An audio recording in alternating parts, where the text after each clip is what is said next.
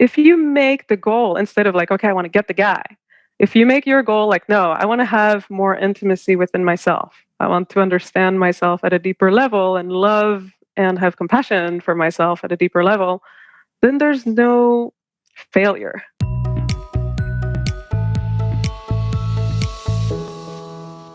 Welcome to YourBrilliance.com. I'm your host, Amy Waterman. Sometimes it feels like you just can't trust men, doesn't it? Like with everything that's happened, with the stuff men have done to you and the way they've treated you and how much you've been hurt. And so when you think about dating again, right, it just feels painful. Like, why would you put yourself through that? And for what? Just to meet some guy who's going to mess you around like your ex did? And maybe you would like to feel hopeful. You would like to believe that there are men out there who are good and kind and could love you. But that's just not what experience has taught you.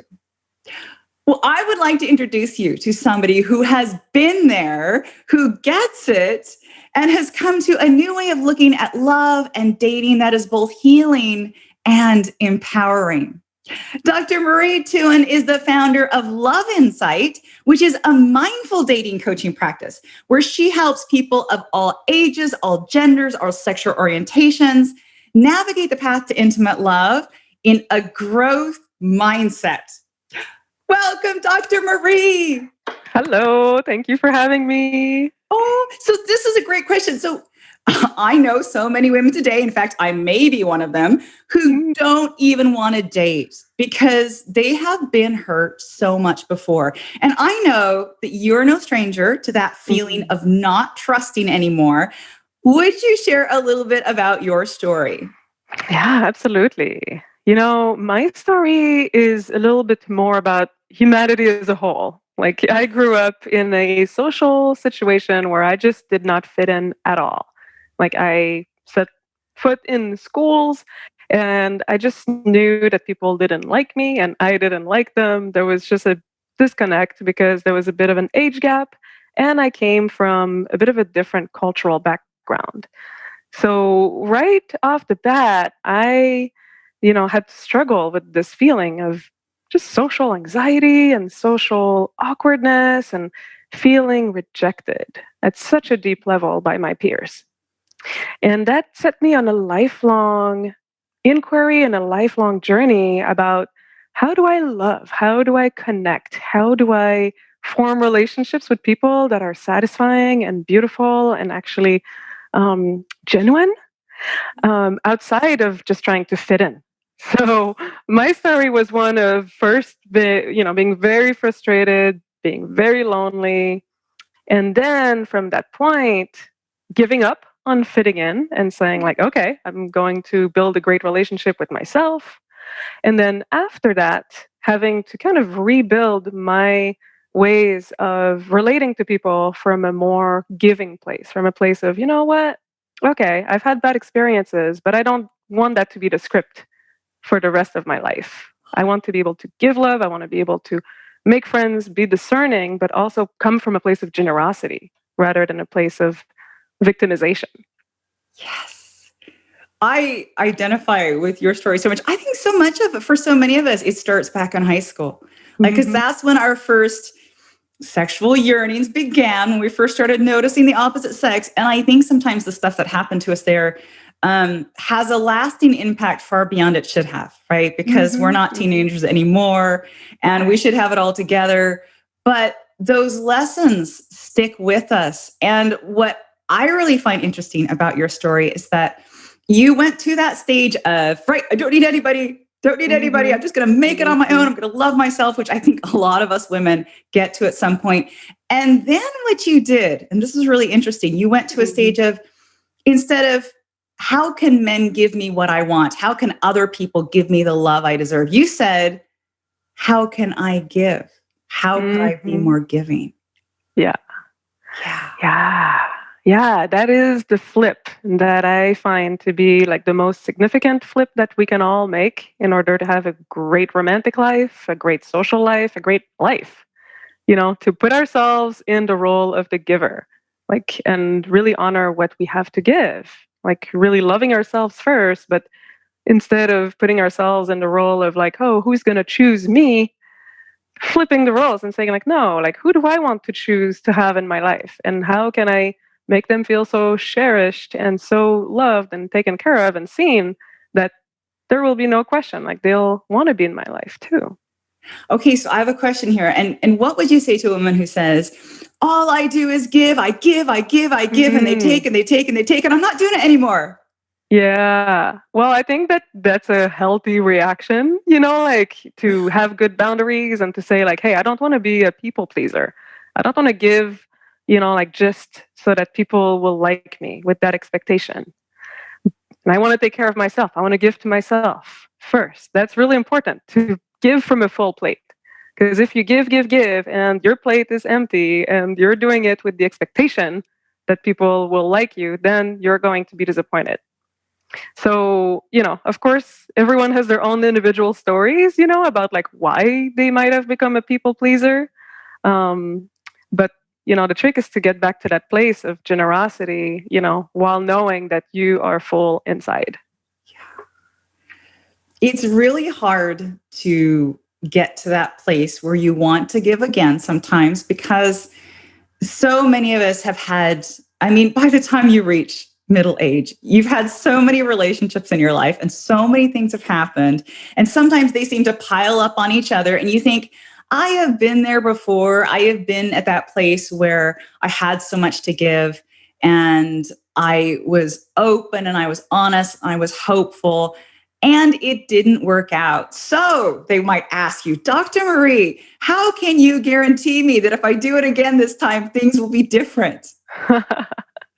Well, guarantees are not of this world. That's the thing with relationship. There's never a guarantee that, you'll do something and things, will have a certain outcome. There's so much that we can't control. Like the only real security is, are you able to cope with that kind of uncertainty? Are you able to cope with the uncertainty of potentially having to be rejected again? Like, and what do you need in your toolkit to be able to be so resilient and so solid inside of yourself that maybe something that might look like a similar scenario as before um, will not affect you in the same way?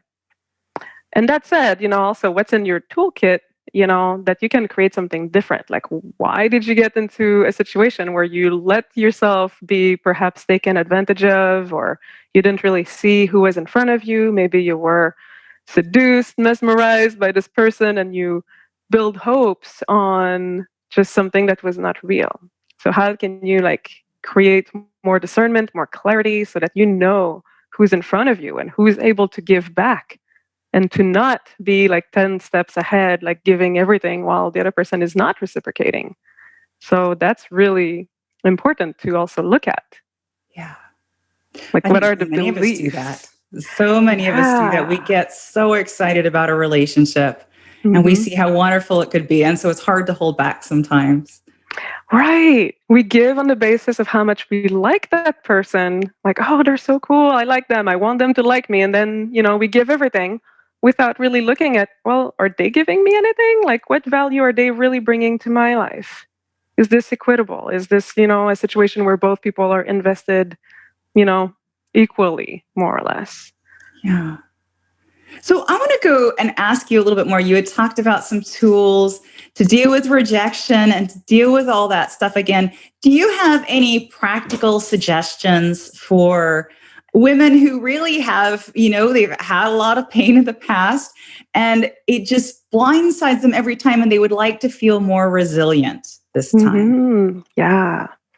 So, well, self care is always really, really important. Self care and self love practices. So, if you have a really great relationship with your body, like you eat great, you exercise well, like treat your body like a dear lover would, you're putting cream and oil on your body every day. Like, this is the kind of thing that can create a lot of resilience. Whereas, like if you're not doing those things and you're waiting for an external agent in the form of a partner to do those things for you, then of course it's going to be a lot harder to withstand rejection. So first, like be your own best friend and best ally. And second, find ways that your nervous system can feel supported. Like oftentimes when we feel rejected, like we have this really, basic fight or flight response because it's a threat to our survival. If you ask the body, if you ask the nervous system. So how do you find ways to regulate in other ways so that you're not all of a sudden putting all of your hopes on this one person that you just met on the internet? So having really great friendships and community outside of dating is essential. Because if you already feel a lot of loneliness in your life, then you're not going to have the resilience to go out there and withstand rejection very well. So that's like so important. I talk to all my clients about their friendships and their social lives outside of dating. And again, like your relationship with yourself, like how are you filling your own plate? So all of those things will make you more resilient. Yeah, I think about how often we wait until we're in a relationship before we allow ourselves the real pleasures in life, like the really nice dinners or, the big bouquets of flowers or, all those special things in life. We think, well, when I have a partner, I'm going to go and do that sort of stuff. And so you end up denying yourself and sacrificing until you finally meet somebody. But then it may not work out after all. So I can see how different it would be if you were already doing that stuff already. You wouldn't need that person in the same way. Right, right. Yeah. And, of course, we always need each other. We need other people. We're built for connection. So I'm not saying just make sure that you're independent and don't need anyone. But the more you got those basics covered, then the more you're going to be able to go into the world with that kind of gift attitude. We're like, okay, I have a full plate and I am ready to share. Okay, so this is the perfect transition to talking about mindful dating. So this is totally different from the typical dating stuff that is all about here's how you get the guy and you've got to understand men and you've got to understand what men want and you've got to be what men want. This is different. This is about being mindful in your search for love. So tell us about how this works. So it's about self-knowledge. It's about self-discovery and self-understanding. First of all, so when you're in the dating world, you have plenty of opportunities to look at yourself through different mirrors. It can be like, oh, this person I'm dating, that person I'm dating, and it evokes a lot of different emotions.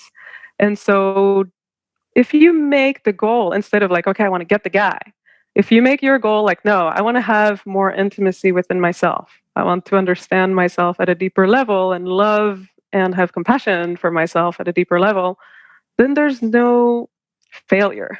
You can't fail at this if you really focus on it. And you become more of who you are, so you also start attracting better partners.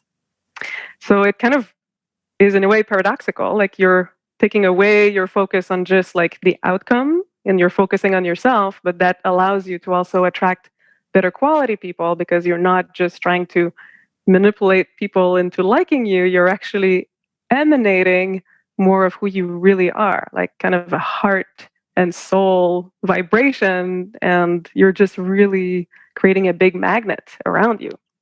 So that's the idea.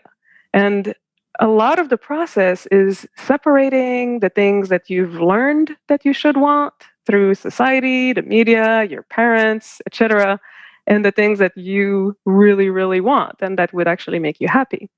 So that is one of the main processes of mindful dating, is to kind of leave the past behind and to move forward with more of a real, authentic desire, if that makes sense.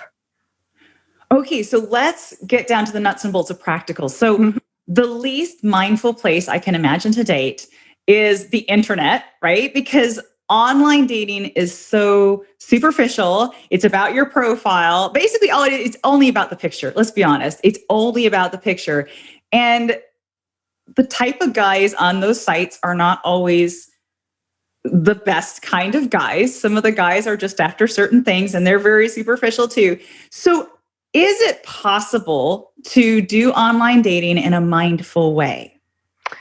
Yeah, I actually think that the internet is amazing. Like, I think that it can allow us so much more access to people who have similar values as we do, rather than being constrained by geography, like where are we going for coffee? Where are we working? And, just like our little neighborhood, which can create amazing opportunities to meet people, don't get me wrong.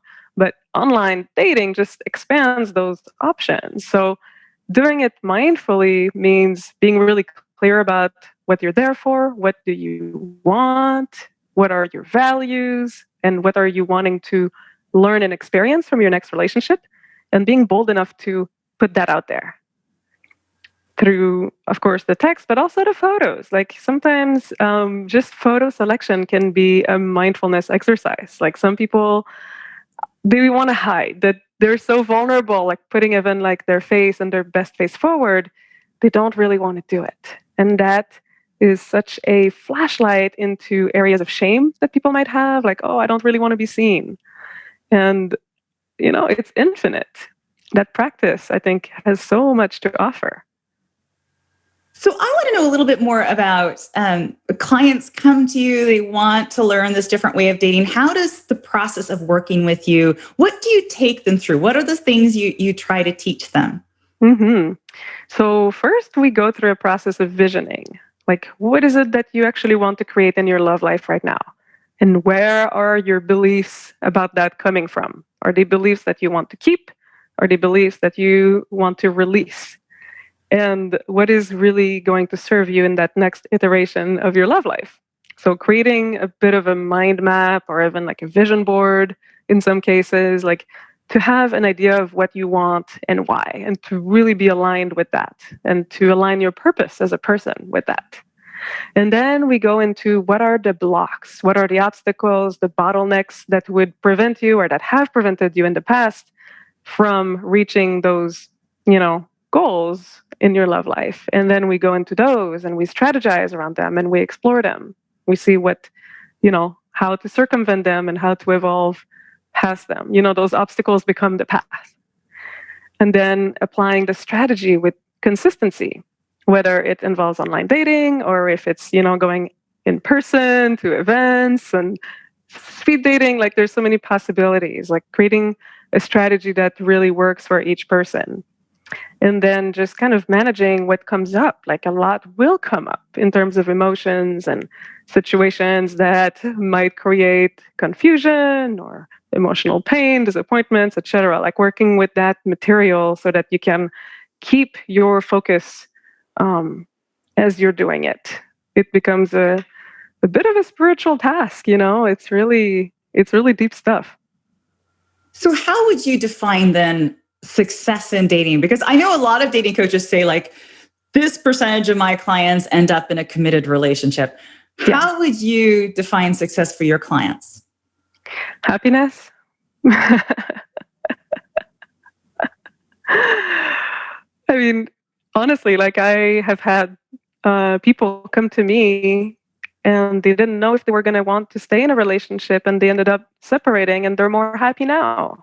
And I consider that part of my success as a coach. Not every relationship should last forever. And being in a relationship doesn't necessarily mean that you're happier than being single. Oftentimes I talk to people who are single, they're like, I'm going to be happy once I'm in a relationship. And the grass is always greener, right? They get into a relationship and then the next thing you know, they're complaining about their partners and they're like, I want to be single. True. So rather than chasing a relationship status, So I just want to let all of our viewers know that this practice, you can learn this from Dr. Marie yourself. You are offering our viewers a free consultation, aren't you? Yeah, I offer free 30-minute exploratory sessions for anyone who wants to just talk to me about their own specific situation and see if we might be a good fit for coaching. Ooh, and for those of you watching, do you want to learn mindful dating? Do you want to work one-on-one with Dr. Marie? Do you want to figure out how you can regain that sense of hope and how you can deal with all those guys out there so that you can create lasting love? Well, if so, we've got a link for you to go claim your free session now. just go to yourbrilliance.org/Dr. Marie. That's yourbrilliance.org/DRMARIE. Thank you so much, Dr. Marie, for coming on the show. I love what you're doing. I love what you're teaching. I hope mindful dating is all the rage in the future. And I wondered if you had any last message you would like to leave our viewers with. Yes. I would say, like, at any point of either your single life or your relational life, just keep track of where your beliefs about, success and failure are coming from. You can make a list, all of your beliefs, and be ready to release some that don't serve you. And maybe put happiness in there on the priority box. Yeah, it is in reach. I love it. Thank you so much, Dr. Marie. And thank you out there for watching. Now, I have a question for you. What was your biggest insight or aha moment while watching this interview? If you feel comfortable, share it with us in the comments. And for more interviews like these, make sure to subscribe to Your Brilliance TV here on YouTube. And then come on over to yourbrilliance.com for more tips and insights on how you can live your most brilliant life. See you next time.